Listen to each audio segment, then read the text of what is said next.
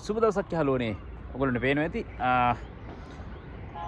තබිඩ්ඩා channel එකට සාදරයෙන් පිළිගන්නවා සියලු දෙනාම. ඉතින් අනිවාර්යෙන් channel එක subscribe කරලා like කරලා comment කරලා මගේ channel එකත් එක්ක එකතු වෙන්න. අලුත් වීඩියෝ එකක් දාපු සෙනින් ඔයගොල්ලන් දැනගන්න පුළුවන්. bell icon එක අනිවාර්යෙන් click කරලා තියාගන්න. right මං ඉන්නේ ජපානයේ ඉන්න අය දන්නවා ඇති බොහෝ දුරට. දැන් මේ වට ඔයගොල්ලන් දකින්න ඇති. පෙන්නන්න මං ඉන්නේ උඩක right එතකොට ජපානයේ හැමතැනම මේ වගේ තැන් හදලා තියෙනවා නගරයක මැද හෝ ඒ නගරේ පේන ආකාරයෙන් යම්කිසි ඉහළ උඩේ ඉඳලා බලන්න පුළුවන් තැනක් විශේෂයෙන්ම ජපානය කියන්නේ භූමිකම්පා බහුල රටක් නිසා බොහෝ ලෙස මිනිස්සුන්ට යම්කිසි කරදරයක් වුණාම එකතු වෙන්නට යම්කිසි උස භූමිය උස තැනක් වෙන් කරලා තියෙනවා. මේකටත් වෙන්නට පුළුවන්. නමුත් මෙතන නම් ඒකටත් වෙන්න පුළුවන්. නමුත් ලොකු නගරයකින් ඈතට වෙච්ච ප්‍රදේශයක් ගොඩක් ඔයගොල්ලන්ට පේනවා ඇති. ගොඩක් ගෙවල් බලන්න. මාර විශාල ගෙවල් තුනක් තියෙන්නේ. බලන්න. right මෙතන නම් එහෙම තැනක් නෙවෙයි. මෙතන ඒකට භාවිතා කරන්න ඇති. නමුත් මෙතන විශේෂයෙන්ම මිනිස්සුන්ට විවේකීව ගත කරන්නට පුළුවන් වෙලාවක් තියෙන වෙලාවක ඇවිදලා පොඩ්ඩක් කතා කරන්න ළමයිත් එක්ක තමන්ගේ සත්තු ගෙවල් වල ඇති කරන සත්තුත් එක්ක එකතු වෙලා පොඩි විවේකයක් ගන්න නගරෙන් ඈත් වෙලා කතා කර ඉන්න විවේකයෙන් යාම කරන්න ඒ වගේ තැනකට හදපු කෝන් එකක් නැත්නම් පාක්යක් පුංචි ඉතින් මේ නගරේ හරි විශාලයි නම් පොඩි ප්‍රදේශයක් තුල ගස්වැල් වලින් පිරිච්ච කුරුල්ලෝ කෑ ගහන තාමත්ම ලස්සන තැනක තමයි මම මේ ඉන්නේ. ඉතින් දැන් ඒ ඉන්න අතරතුරද මම ඉන්නේ මේ හදපුවර කිව්ව ගොඩනැගිල්ලක් මුදුනේ. දැන් මේක මුදුනට ආපුවම 365 වටේම ඕගොල්ලන්ට බලන්න පේනවා ඇති. right වටේම පේනවා ඇති උන්නවා. ඕ දැන් ඈත ගොඩනැගිල්ල උස ගොඩනැගිල්ල පේනවනේ. right අන්න ඒ වගේ. එතකොට මේ වගේ තැනකට ආවිල්ලා කරදරයක් වුණත් ඒගොල්ලෝ බලන්න පුළුවන් මෙහෙමනේ right ඉතින් ඒ වගේ තැනකට ඇවිල්ලා තමයි දැන් මම ඉන්නේ right ඒ වගේ දැන් නම් කවුරුත් නැහැ කීප දෙනෙක් මෙතන හිටියා right මම සාමාන්‍යයෙන් උදේට වෙලාවක් තියෙන ලාවක වාඩි දවසක මෙහෙම ඇවිදලා එක්සර්සයිස් කරනවා. ඉතින් ඒක නිසා පොඩ්ඩක් ඔයගොල්ලන්ට පෙන්වන්න හිතුණා මේ කබිඩ්ඩා channel එකකින් මේ වගේ තාමත්ම නිදහස් තැනක්. ඉතින් මෙතෙන් ඇවිල්ලා තමන්ට එක්සර්සයිස් කරන්න පුළුවන් ශාරීරික කටයුතු වල දෙන්න පුළුවන් නිදහසේ වෙලාවක් ඉන්නවා ඇවිල්ලා මෙහෙම බාම්කුවක් තියෙනවනේ right පොඩ්ඩක් වෙලා මෙහෙම ඉඳලා මේ වටේට right අර මං කිව්වා වගේ right ඒ වටේට බලාගෙන ඉඳලා දැන් නම් පොඩ අවුව වැඩි නිසා රත් වෙලා තියෙන්නේ. නමුත් අන්න ඒ වගේ තැනක තමයි දැන් මම ඉන්නේ. දැන් මේක උඩ මම හිතන්නේ ඔයගොල්ලන්ට පහළ පේනවා ඇති. right පහළ පේන්නේ right වටේට right අර පේන්නේ සොහනක්. ජපානයේ මිනිස්සු නැති වුණාම අර වගේ තැම්පත් කරනවා. right අන්න ඒ වගේ සොහනක් තමයි තියෙන්නේ එතන. වටේටම ගොඩනැගිලි ගෙවල් තමයි තියෙන්නේ. බලන්න කොච්චර නිවාස තියෙනවද නේ. උඩන් පේන ඇති කොච්චර ජනගහනයක් මේ ජීවත් වෙනවද කියලානේ. මේ කන්ද උඩ තමයි මේ ගෙවල් ගොඩාක් තියෙන්නේ. ඊට පස්සේ එහා පැත්තේ ලොකු ඇපාර්ට්මන්ට්ස් එතකොට මිනිස්සු ඉන්න තැන තමයි ගොඩාක් තියෙන්නේ. right අර පැත්තේ පේන්නේ යොකෝහාමා නගරේ ඔය ලොකු විශාල බිල්ඩින් එකක් ලැබෙන්නේ නේ. right ඉතින් ඒ වගේ තැනකට ආවා පොඩ්ඩක් ශාරීරික ව්‍යායාම ටිකක් කරලා පොඩ්ඩක් මානසිකව මෙන්ම ශාරීරිකව සෞඛ්‍ය තත්වයකින් රටක ඉන්නකොට ඉන්න ඕන ලෙඩක් දුවක් නැතුව. ඉතින් ඒක නිසා ඒ වගේ දේවල් වෙලා තියෙන එක කරන්න ඕනේ. ඉතින් ඒක නිසා තමයි මම මෙතන ආවේ. right ඔයගොල්ලන්ට පස්සේ මම පෙන්නන්න පල්ලෙහාට ගියාම දැන් අවුව වැඩි. තා පොඩ්ඩකින් පල්ලෙහාට යන්න. මම පල්ලෙහාට ගිහලා ඔයගොල්ලන්ට විස්තර පෙන්නන්න.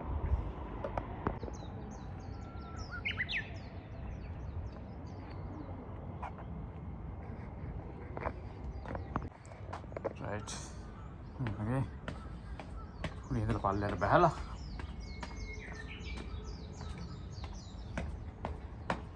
මට වෙලාවක් තමයි තියෙන්නේ උඩ right පේනවා ඇති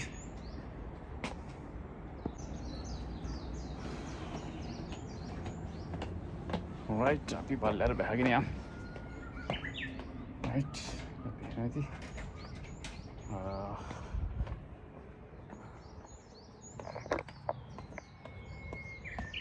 right පල්ලෙහා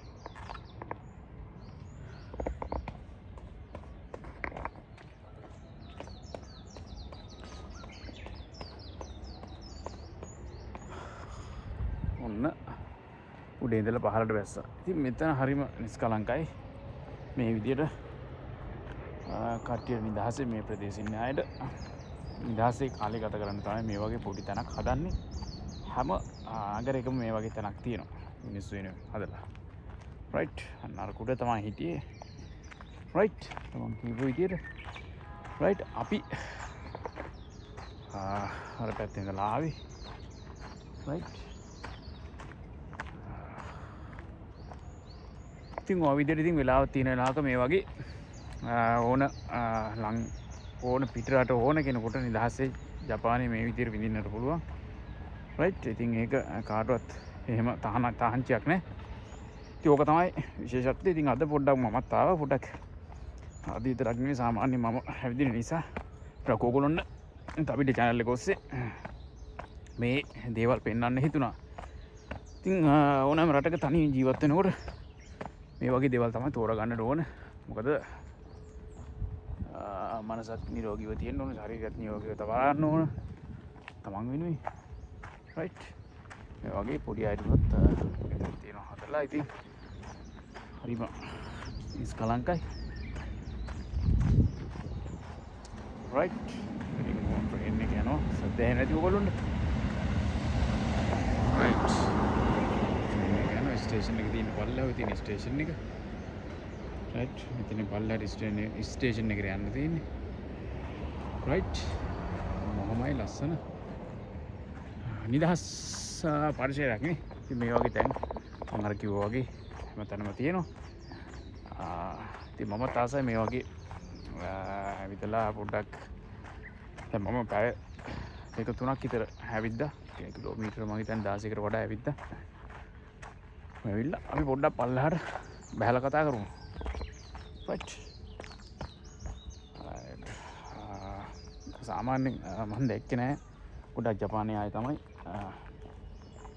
මේ කෝයින් එකේ නැත්තම් මේ පාර්කේ කියන ගොඩක් දව ගත කරේ. කලාතුරකින් තමයි ගයිජින් කෙනෙක් නැත්තම් පිටරට කෙනෙක් දුවන්නේ එක්සර්සයිස් කරන්නේ මේවා පාවිච්චි කරන්නේ නිකන් දීලා තියෙන දේවල් නේ. right මේ පහසුකම්ම තියෙනවා ටොයිලට්ස් කොහොම තියෙන පබ්ලික්. right අපි මෙතනින් පල්ලෙහාට බහිමු. right මොහොම පරිපෙල තියෙන පල්ලෙහා ස්ටේෂන් එක තියෙන්නේ උඩින් පේන්නේ. right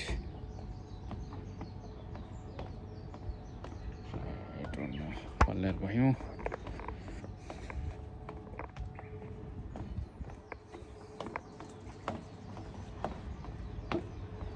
right අතනින් තමයි ෆුමිකිරි. right ස්ටේෂන් එක ඇතුළට කෙලින්ම යන්න තියෙන්නේ මෙතන නම්. right බලමු ස්ටේෂන් එකට ගිහිල්ලා ඇතුළට යන්න දී. එළියට යන්න පුළුවන් ද දන්නේ නැහැ. ගිහලා බලමු.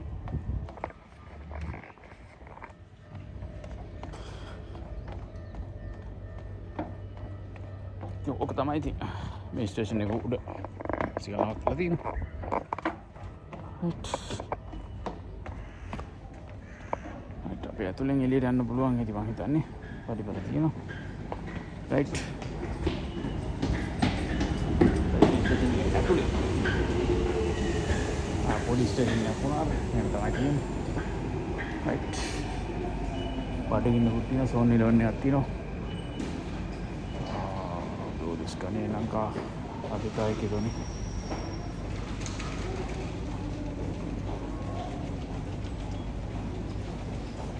Right, Munari.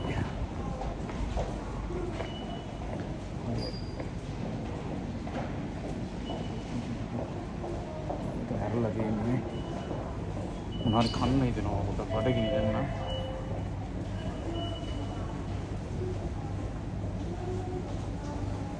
පක්කෙමිත් සතුන් තියෙනවා. පොඩින්නකුත් තියෙනවා උදේ පාන්දර. පොඩ්ඩක් බලමු. Right.